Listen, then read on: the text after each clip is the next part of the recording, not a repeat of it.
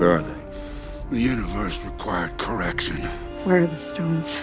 Gone. Reduced to atoms. The latest Stellaris patch is now due to release next week on Tuesday the 27th of February. This is patch 3.11 Eridanus, and we now have the full patch notes to go through.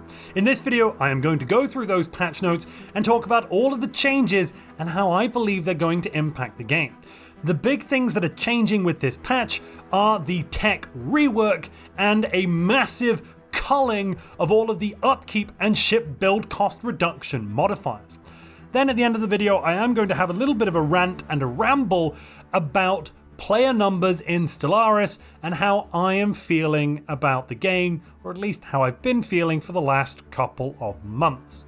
Stick around for all of that. Anyway, without any further ado, let's dive in. First up, we have features. Now, there's not much in the way of features for this patch notes. There's only one item. A difficulty-adjusted technology slider has been added to Galaxy Generation.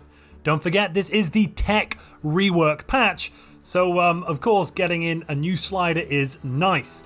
This slider adjusts technology costs based on tier and game difficulty, so you can make tech go faster or slower, and I also believe this will be faster in the early game and kind of slower in the late game. It's going to be more of an upward curve than we've ever seen before, and this kind of, I think, allows you to somewhat flatten that curve.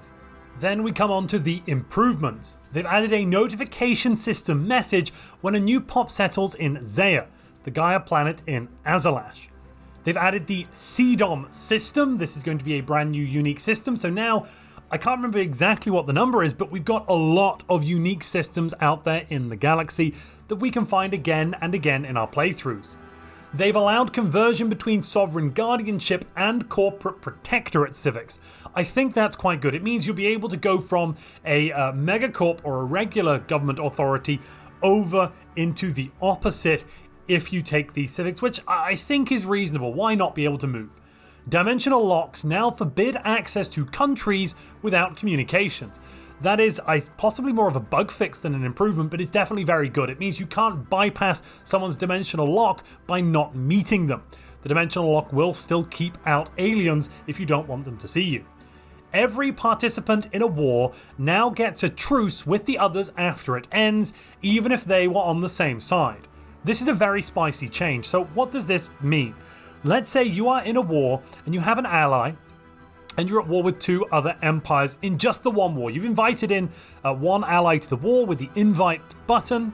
If you don't know what I'm talking about, actually, let me know down in the comments, because if enough people don't know about that feature, maybe I should make a quick video on it. But then you go to war with another empire and they, let's say, have a defensive pact, so it's 2v2. After that war ends, you will not just have a truce with your two enemies, but also with your one ally. Why is this very spicy? Well, if you end up going to war alongside your vassal because you've changed the contract such that they must join all offensive wars, then at the end of that war, they will get a 10-year truce.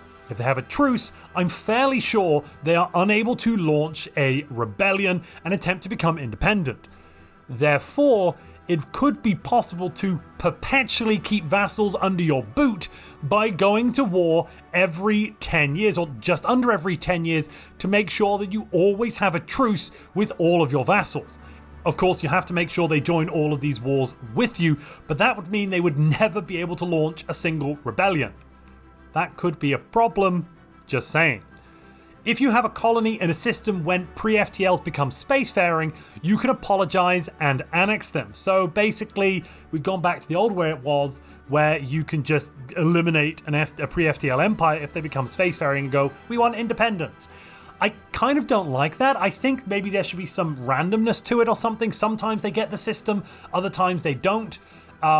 It's a bit of a difficult one, especially if you have other planets in that system.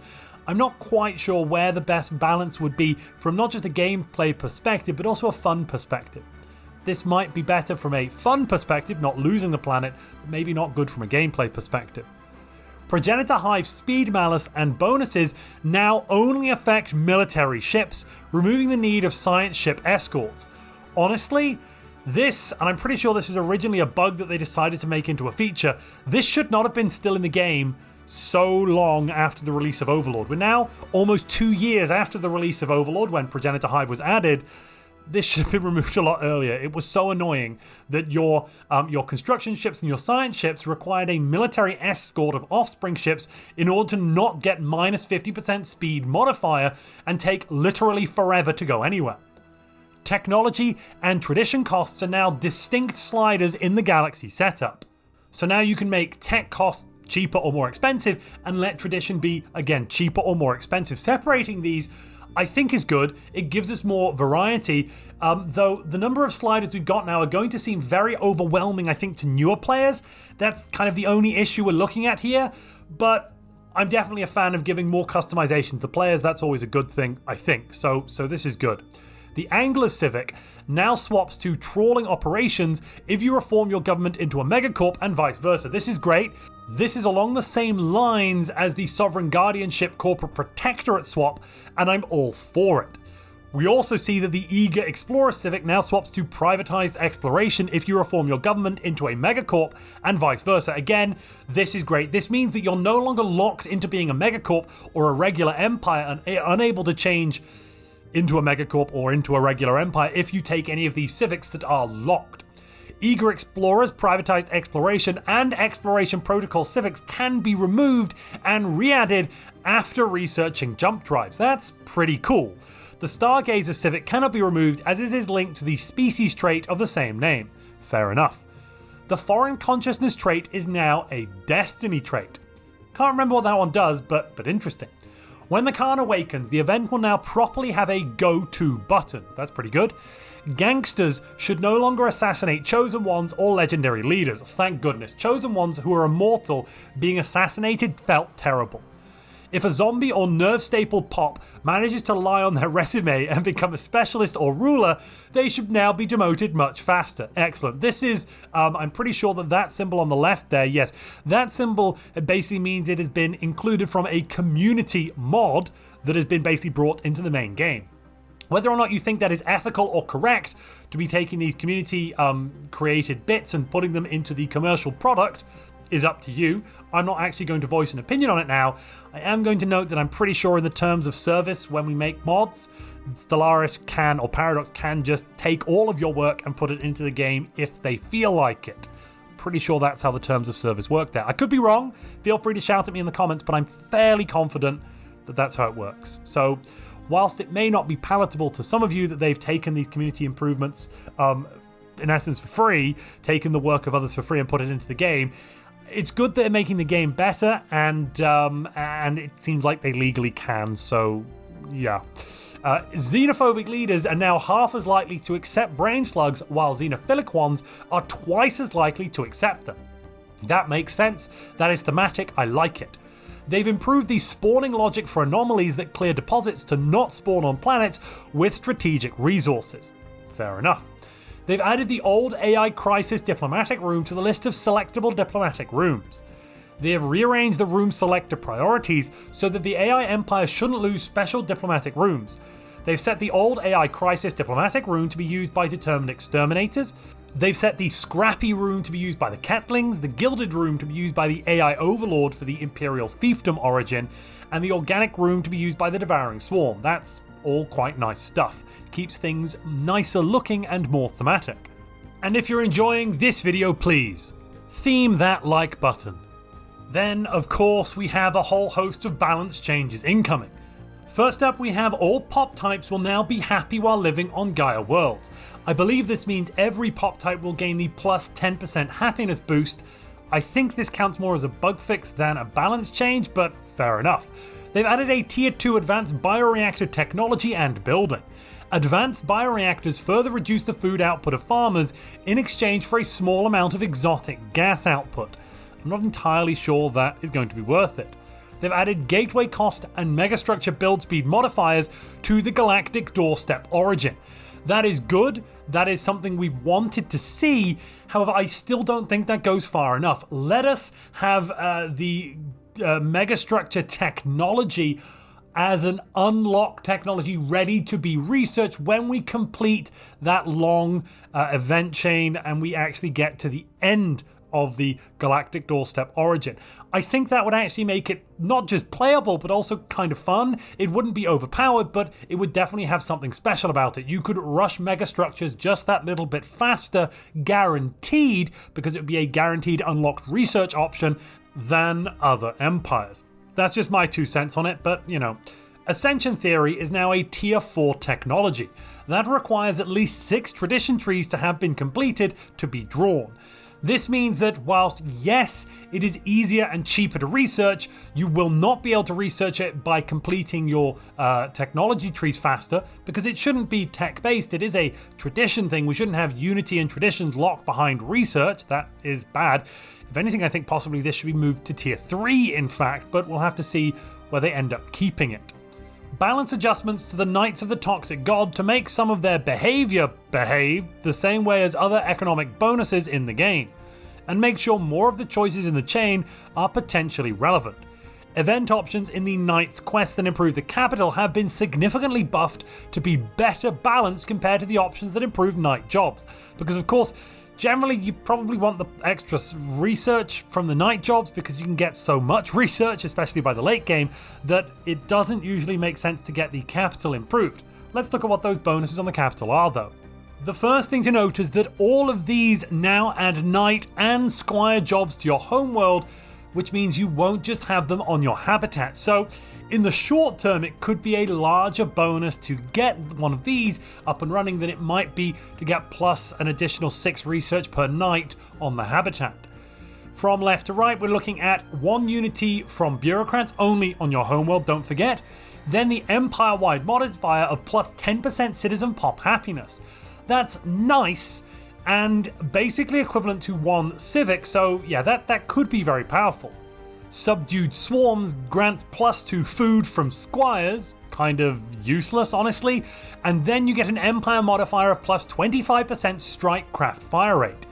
That is quite good if you're running Strikecraft and you're running lots of them, but honestly it's not that amazing. Strikecraft aren't really the meta in the game by any measure, so you're probably not going to be running lots and lots of them, and even if you are, even ships that are focused on Strikecraft have lots of other weapons, so this is a good bonus but not overwhelming.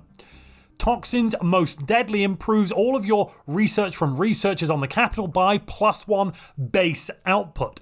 That is really good, especially if you make your homeworld into a research world. Around year 30, 40, maybe to 60 or 70, this would be a massive, massive boost for your empire. On top of that, if that wasn't enough, you also get +10% ship's weapons damage empire-wide. I think Toxins Most Deadly is going to be what you want over taking the small bonus to your Knight output. Finally, we have Reclaimed Presence and Pelagic Beauty. Reclaimed Presence gives you +1 max districts, which is alright, and then +15% resources from jobs. Again, that's quite nice, but it is only for 1 planet, it's not empire-wide. Pelagic Beauty grants again +1 max districts, but +1 exotic gases from Squires. I believe that's only on this planet, it's not an empire modifier, so yeah, that's 4 extra exotic gases. Meh. Probably I'd take the additional research per night or unity if that's what I really wanted.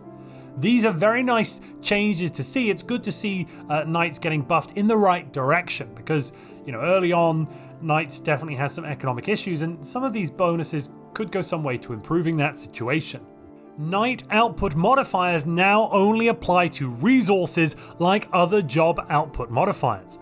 Knights now correctly inherit production modifiers from researchers and administrators, so that overall means they will be producing more research and a little bit more unity.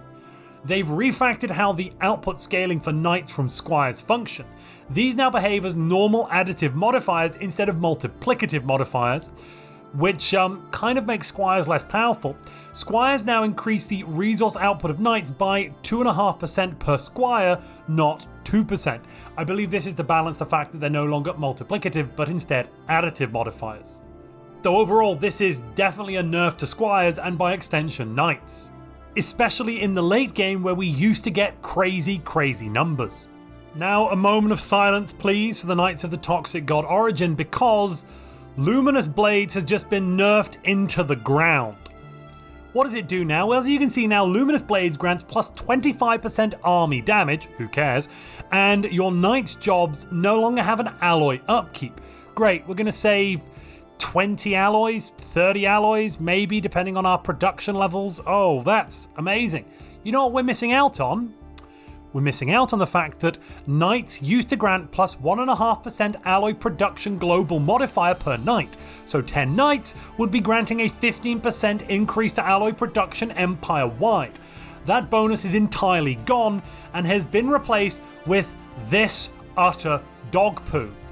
Knights wasn't overwhelmingly powerful. Knights had some great late game things going for it, but early on suffered enormously. Why oh why did the devs decide to do this? I really don't understand, but there we have it. As an additional bonus to help you out early on in the game, because as I've mentioned repeatedly, Knights of the Toxic God does have some massive economic issues to begin with, you now get an extra bonus on the Order's Excalibrator.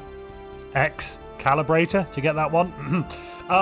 It's the most revered relic sustaining the entire keep.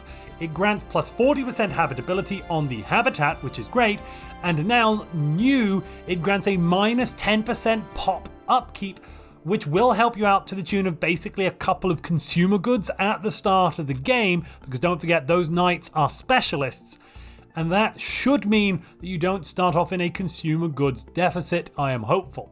The Fortress Habitat designation for Knights no longer provides +1 defensive armies per pop on the habitat. Instead, each Squire job now provides +1 defensive armies.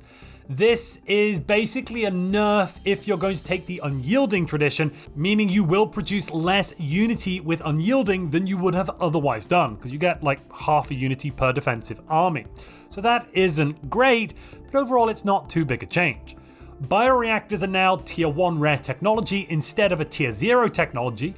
And bioreactors, for those of you that don't know, basically take, or they used to, take food and convert it into energy. Now though, bioreactors reduce the food output directly of farmer jobs and give them a small amount of energy output. Biotrophy buildings no longer provide artisan drone and maintenance drone jobs. I don't know why this has been included. I guess it's so that you're forced to have a couple of foundries, or not foundries, have a couple of industrial districts on your world and set those to produce artisan drones instead.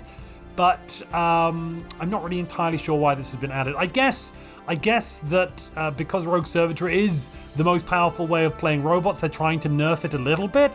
But if this is an attempt, it's like, you know, they've thrown a stick at an aeroplane. It's just going to blast past it. They've decreased the amount of research produced by unemployed pops from Utopian Abundance. Thank goodness. That means that Utopian Abundance is now not the most efficient way of getting research, because in the tech rework beta, it was more efficient economically, not pop-wise, but economically in terms of what you had to put in and then what you get out, to go and unemploy all of your pops and put them on Utopian Abundance, rather than simply putting them into research jobs. You would get a higher return rate on your consumer goods from that than actually doing research. That has been ended, thank goodness. Delegate Galcom focus traits now have a small chance to gain favors. Ecclesiastical arcologies no longer provide manager jobs for corporate death cults. They also now provide prosperity preachers for megacorps instead of a split between priests and managers for regular spiritualist megacorps. That is, I think, a nice change. The First League offices now provide prosperity preacher jobs if you are a spiritualist megacorp. Again, a nice thematic change. The Galactic Doorstop event chain now directly rewards the gateway activation technology and gives far more progress on the gateway construction technology. That is a nice bonus to have. I still think it should be granting us, once we finish the gateway construction technology, an event where we get unlocked in the tree or in the queue available mega engineering. We shouldn't get any progress on it, just we have the option of taking it a bit like, or exactly like, I could say, the Cybrex precursor. Gospel of the Masses now provides +1 trade value to prosperity preachers, both inside their empire and those on a planet on which they have branch offices. That's pretty cool. They've increased technology costs, especially those of higher tier technologies. We know that, that's part of the tech rework.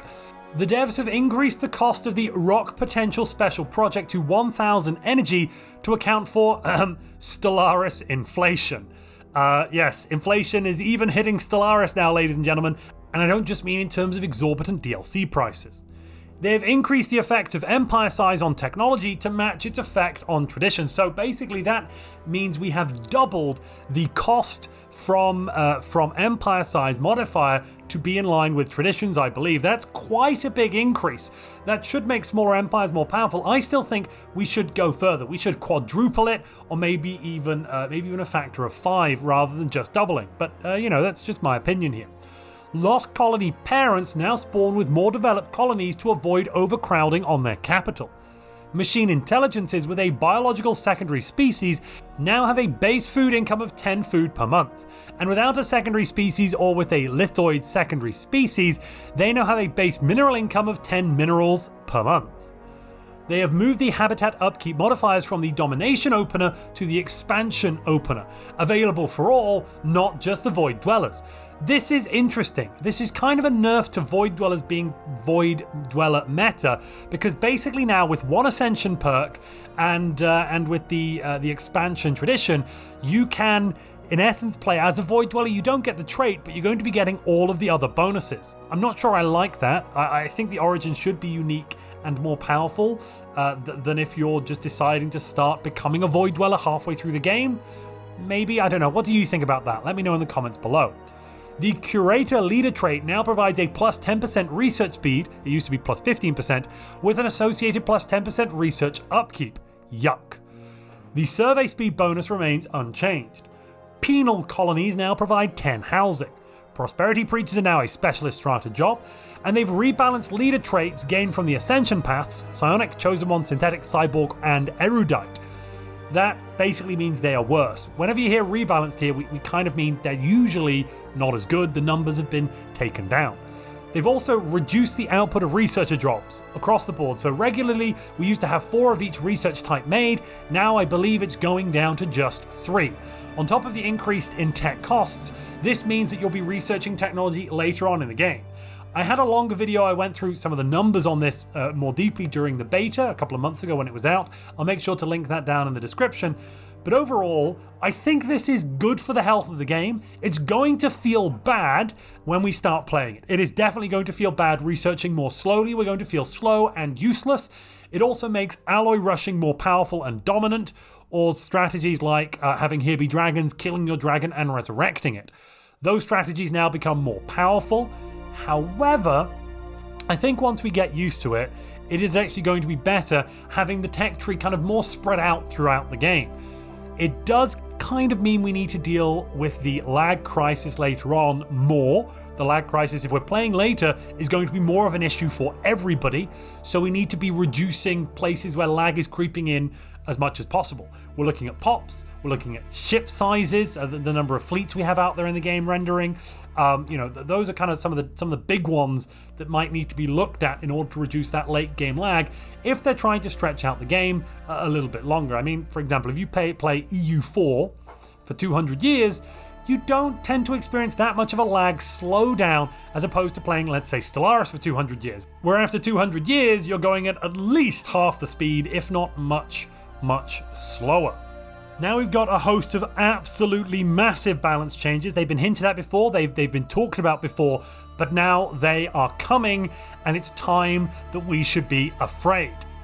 They have reduced the amount of naval capacity granted by technologies.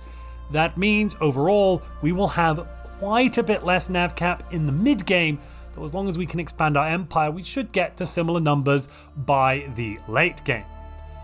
But that is not everything that is coming. The devs have removed most sources of ship upkeep and ship cost reductions from the game. This is massive. Previously, it has been possible, though difficult, to get to minus 90% the maximum in both ship build cost and ship upkeep reduction. So a fleet of 10 ships would cost the same as a fleet of 1 ship supposed to build and upkeep, meaning we could host 10 times the number of ships and we wouldn't need to worry about it economically. This, of course, would mean that we have more lag in the late game because we have possibly 10 times as many ships as we should. Personally, I think all ship cost and upkeep reduction should be entirely removed and replaced with some other modifier. A positive modifier that doesn't take away from cost or upkeep, but instead adds to something else. Because if we stack 9 of those modifiers, we get plus 90%. Or let's say even 10, we get plus 100%, which is double. If we stack 5 minus 10% modifiers, we get minus 50%, which is half. You see how that works there, people? It's you really don't want to be stacking these reductive modifiers. They get out of hand crazy quick. Even if you do it multiplicatively, it gets out of hand very, very silly and very, very quickly. So yeah, then let's try and see what they're doing now. The bulwark ship upkeep reductions have been reduced by 50%. That's good. Maybe they could do with getting more though. The Corporate Crusader Spirit now reduces ship upkeep by 5% instead of 10%. And Crusader Spirit Civic now improves ship build speed. Next up, it says that the Fleet Supremacy Edict no longer reduces ship upkeep. I'm a bit confused by this line because ship upkeep was actually increased by 10% if you activated Fleet Supremacy. Maybe that just no longer increases ship upkeep because we have very few ways of reducing it now. So this is something of a bonus to Fleet Supremacy if that is the case. Grand Fleet Ambition now increases power projection instead of reducing ship upkeep. I think that could be good, but yeah, I mean, increasing power projection is generally mediocre at best. It's better to produce raw unity. Logistic Understanding, Armada Logistician, and Gunboat Diplomat traits now reduced ship upkeep, but only while you are docked. I think this is kind of reasonable. It means you cannot go and attack with your fleet and expect them to get those massive upkeep reduction modifiers, but you can keep them in space dock and basically have a fleet in being strategy where you don't actually send your fleets out, but you just threaten with them because they're very, very big. I like that move. Rather than possibly removing them altogether, though maybe we do need to remove them altogether. Mark of the Instrument ship component no longer reduces ship upkeep, and that kind of makes it useless. I would not equip Mark of the Instrument on my ships pretty much at all anymore. Master Shipwright Tradition in the Supremacy tree no longer reduces ship build costs. So basically, Supremacy is no longer the best tradition both militarily and economically. It's now the best military tradition, but not the best economic tradition. Whereas before, because of the reductions in ship build cost and upkeep, along with the agenda we got alongside it, which we'll get to in a moment, it used to be the best military tradition from the military bonuses and the policy we get at the end of it, as well as being the best economically. That has been hobbled. I think this is a good thing. It still is a good tradition, but it won't be an auto pick anymore in most games. Match tradition in the Enmity tree bonus to ship build cost reduces to 5% instead of 10%. So it still has some bonus here, but not as much. Military build-up agenda now improves ship build speed and reduces claim cost. It still reduces war exhaustion on completion, but no longer reduces our energy upkeep and our build cost modifier from our ships. This means the military build-up agenda is okay, but not great. It used to be amazing, now it's kind of alright. Military Pioneer trait now reduces starbase upgrade costs instead of ship build costs. This could be very useful. We can combine it with other things in other places to basically make our starbase upgrade costs almost free, I'm pretty sure. But yeah, we'll have to see exactly how that shakes out. Naval Procurement Officer Counselor now improves ship build speed. Progress-orientated modifier no longer reduces ship build cost. You can kind of see the theme here. Psionic Supremacy, Eater of Worlds, Finisher no longer reduces ship build costs. Again, they are just nerfing ship build cost reductions. They have reduced the penalty the Irenic trait applies to ship build cost. They also, because they have fewer reductions available, any modifier that was increasing costs or increasing upkeep has been reduced or removed, which is, I think, good. Sanctum of the Eater ship upkeep reduction reduced from 10% to 5%. I don't know why they don't make it so that ship upkeep modifiers, like with the Logistic Understanding, Armada, Logistician, etc., only affect the ships while they are in dock. I think that is a better place to go than allowing them to remain overall, really. But yeah. Shipwright trait no longer reduces ship build cost, kind of making it pretty useless, actually. Victor's improved fleet logistics trait now reduces ship build cost by 10% instead of 20%. That is still very, very powerful. I think they should reduce that to maybe 5%, or maybe swap it out like we've seen in other places with some star-based upgrade cost reductions. Yeah. Overall, what does this do to the balance in the game? Well, fleets are going to be smaller and more expensive earlier on. We will still be able to build fleets of whatever size we want later into the game. It's just going to take us longer. We're going to require a bigger economy and more stuff to get as many ships as we used to in the past. I think this, combined with some of the tech rebalance stuff, is going to feel painful, but it will be, I believe, good for the long-term health of the game. That's what I'm hoping anyway. You know, I am on board with it generally, and I think this is the right direction to go in, but we will have to see what the community, what you lovely people at home think about these changes.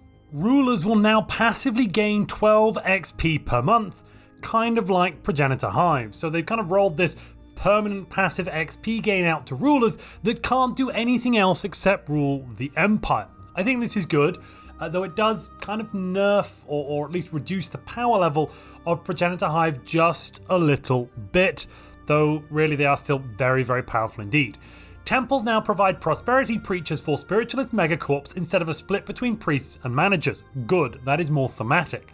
The entangled dark matter astral rift now completely overwrites the personality of the selected scientist if they are not psionic. The traumatized trait now negatively impacts astral rift exploration speed. Tier 2 and Tier 3 sacrificial temples no longer provide manager jobs for corporate death cults. That again makes sense, it's thematic, I like it. They've tweaked the tiers of technologies that increase naval capacity and fleet command limit. So basically, I think we can expect to get lower nav cap earlier. They probably spread them out more. They're probably more towards the top end of the tech tree. We know we're getting lower naval capacity per tech, but also I think this is telling us lower nav cap earlier on in the tree. Warpling armies now have an upkeep of 1 energy and 0.1 astral threads per month, which means you can't just spam a million of them. Empires that value other species, such as rogue servitors, will now get annoyed if you engage in genocide or necrophaging, which makes good sense. Gestalt empires can now sell their minor artifacts provided that they have access to the galactic market. Marauder ships should now have a decently larger amount of armor for most ship sizes. This is interesting. I think good, but definitely interesting. Refugees should be willing to flee to rogue servitors if they are welcomed as biotrophies. This is something that should have been in the game for a while. It's a community update that's being added in, and I like it. I just wish it had been here earlier. Psychological infertility and existential iteropathy can no longer be taken along with the clone soldier or ascended clone soldier trait for obvious reasons. This is what I actually don't like. 2 of the 3 habitable planets in the TRAPPIST system are now terraforming candidates. So you will have to go quite a way down the tech tree to be able to get this 3-planet system up and running. I don't love that, but you know, it is what it is. The Taragula's Cross, Trin's Promise, and Low systems are now mutually exclusive upon galaxy generation. So overall, I think we're reducing the number of planets that are available in each system with these changes. The science ship as a concept now uses psionic components instead of whichever components your empire has researched. Interesting, very interesting. I'm not going to cover the bug fixes. There are a whole host of items in there. Go and check out the patch notes if you'd like to see.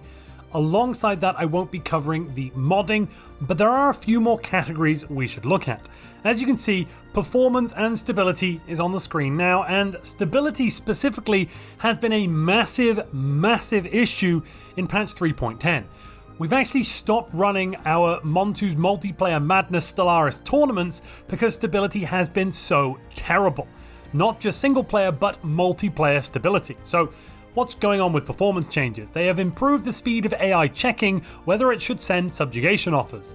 that's something. And there have been various performance improvements. The game should be a bit better, but nothing major, otherwise they would be talking about it. So generally, no, it's not gotten much quicker. Stability-wise though, and this is where we've had a lot of issues in 3.10, they have fixed the crash when completing an astral rift if the exploring ship no longer exists. That was a crash to desktop, I think, that was killing a lot of people's games. They've possibly fixed a rare crash in the Galaxy Map Special Project Icon Tooltip. That is a sum of words that I don't quite fully understand, but I'm glad they fixed it. They fixed several out-of-sync issues, and they fixed out-of-sync issues with planets, wormholes, etc., sometimes being slightly differently positioned between Windows and Linux. I didn't know that was a problem, but it's good that they are supporting cross-platform play. We will have to get our hands on patch 3.11 and find out if it is stable. We are currently planning on hosting the 8th Montu's Multiplayer Madness on March the 3rd, or the final that day. If you'd like to find out more information about that, head over to my Discord server. You can get that by going to montuplays.com, and then in the menu on montuplays.com, clicking the link labeled Discord. That will bring you into the server. Then you'll, once on the server, want to find the category called Tournament, sign up to the role so you can get pings and see it, and then you'll be able to see all about the next tournament that's, as I said, going to be on 3rd of March. We're going to run it whatever happens, but we are hopeful we don't have the massive stability issues that we had with the last tournament we ran, which was way back last year. There are also a host of UX and AI changes that honestly I don't think we need to go through. We're well over 35 minutes here, and I'd basically be reading out a list of kind of minor things. They've changed some weighting for Ascension Path, for example. They've improved AI logic when it comes to using the strip mining decision. Interesting stuff, but really it's probably not going to affect your game or be necessarily noticeable in any way, shape, or form unless you do dive in and go into observer mode and see what the AI is up to. This does look like it's going to be a very interesting patch. 3.11 is a patch I'm definitely looking forward to, especially if we can get the game into a more stable and playable state. 3.10 has honestly been really terrible. This here is the concurrent player numbers for Stellaris as shown on the Steam charts website, basically tracking how many people are playing Stellaris on Steam at any one time. What does this data currently tell us? Well, we're looking here at only the data that has been in existence since I started this YouTube channel, so since January of 2021. Concurrent player counts are now at around 12 to 15,000, which is the lowest it has been in terms of looking at a single month at any point since I've been making videos on YouTube. Lower by about 3,000 to 6,000. So we're looking at a 33% reduction on some of the lowest other points we've seen in the last few years. Not only that, the latest DLC, if we're looking just at the raw data here, basically has very little signal. Usually you can tell when a DLC has been released because we get, as you can see, midpoint between January and July 21, a peak. Midpoint between January 22 and July 22, a big peak. Those were respectively the Overlord DLC and before that the Nemesis DLC. Those are the big ones. You can see in 2023 there have been some smaller peaks, not as big as those peaks, but we did have kind of smaller DLC releases. Galactic Paragons had a lot of issues around release. It was, as we've been told by some of the developers, basically released a bit early. They had to get it out seemingly early. It was released very quickly. There was very little build up in terms of marketing going on there. And we had just before that, we did have the Primitive DLC First Contact came out. Those performed better than the Species packs, looking into the kind of November time of 21, October-ish, and the same as well in 22 when we had the Species packs released. Those performed better than the Species packs, but much worse than the big DLC. Yeah, and numbers overall are just down. Why am I talking about this? Well, personally, on my end, I am feeling a little tired in some ways with a lot of the changes we've seen in the Stellaris game. There's been a lot of big stability issues recently that have really hampered both single player and multiplayer since that external studio released the DLC for Stellaris. Not to say that it's specifically their fault, because of course we don't know exactly where the fault lies here at all. I'm simply stating the facts that since they did make that DLC, we've been having some problems. That has definitely reduced not just my enjoyment, I think, but in the enjoyment of a lot of people with this game. That's, I think, why numbers are lower than they've ever been.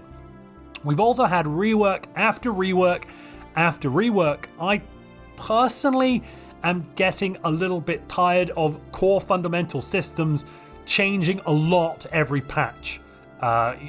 Since Galactic Paragons is released, the way we play the game has changed massively every 3 months. The leaders went from being kind of medium powerful to overwhelmingly powerful, back to medium powerful, and now they look like they're going to be not so powerful but still useful. Overall, I think this is going to be a very healthy place the game is in after this patch comes out. But I can see and empathize with these numbers. I think there might be some players that are definitely kind of feeling some of the feelings I'm describing here, feeling a little bit of burnout with a lot of these changes we've seen, feeling a little bit of burnout with the single and multiplayer stability from patch 3.10 being so abysmal.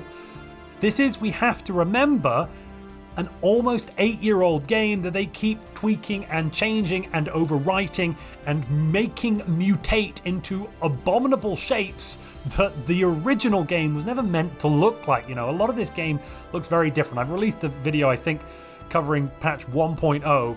The game looks a lot different today than it did then, and that's because they forced it to be different.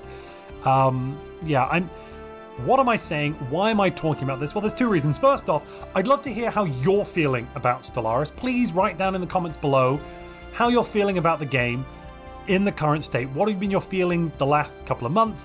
And what do you feel about the latest patch 3.11?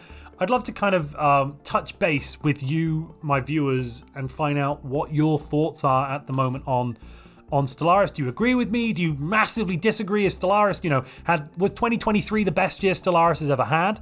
Or maybe it was the worst year Stellaris has ever had. I think 2023 was a good year in a lot of ways. I just think there have been some issues overall that have kind of contributed to this 50% or 33% reduction in player counts, which is definitely not great. And the other aspect of why I'm saying this is that I really think Paradox need to kind of knock it out of the park with the next DLC in order to get the ship back on track. We've had a lot of DLC over the last few years that have been a bit hit and miss with some members of the community, and looking at other releases, we've seen that Paradox have, if we're looking at City Skylines 2, if we're looking at Star Trek Infinite, they've kind of not hit the mark from an audience or community perspective, and the games are not doing so great. I love Stellaris. I think it's pretty much the best sci-fi title out there that we have in terms of replayability, role playability, and gameplay fun. I'd absolutely hate for this downward trend in play to be continued into the future. I released a video last year when I covered the closing of that studio, PDX Arctic. Now, there was a lot of interesting backlash, some of it I think justified based on the fact that some people looked at the thumbnail, read the title, and proceeded not to watch any of the video and got completely the wrong impression. I had to rectify what the title thumbnail said so that couldn't happen. People that watched the video didn't have that impression, but it was, I had to sort that out. But since then, looking at these numbers, we've generally seen a decline in Stellaris player counts and a decline in the quality of the game, an increase in the price of the DLC being released, and I would say not an appropriate increase in the content offering from those DLC. So I've definitely got some concerns. That point where PDX Arctic was shut down may have been the canary in the coal mine, or maybe, and I'm hopeful, maybe, everything's going to get turned around and we're going to be looking like Hearts of Iron in 6 to 12 months' time. We'll have 30,000 players concurrently. But I'm definitely worried Let me know your thoughts down in the comments below. As I said before, I would love to hear from you. This has been long and rambly. If you're still watching at this point, and we are over 40 minutes of the way through, screw it. Secret call out time. This is a secret call out. Let's say, what should we put in the secret call out today? Actually, let's put peak in there. P-E-A-K. That's the secret call out. Try and make a sentence or a paragraph including the word peak, so I know that you've listened to this. Anyway, I'm done with rambling. I gotta go off and make some dinner and eat. I'll see you all folks tomorrow when I do the Admirals game. I've been Montu. Bye bye.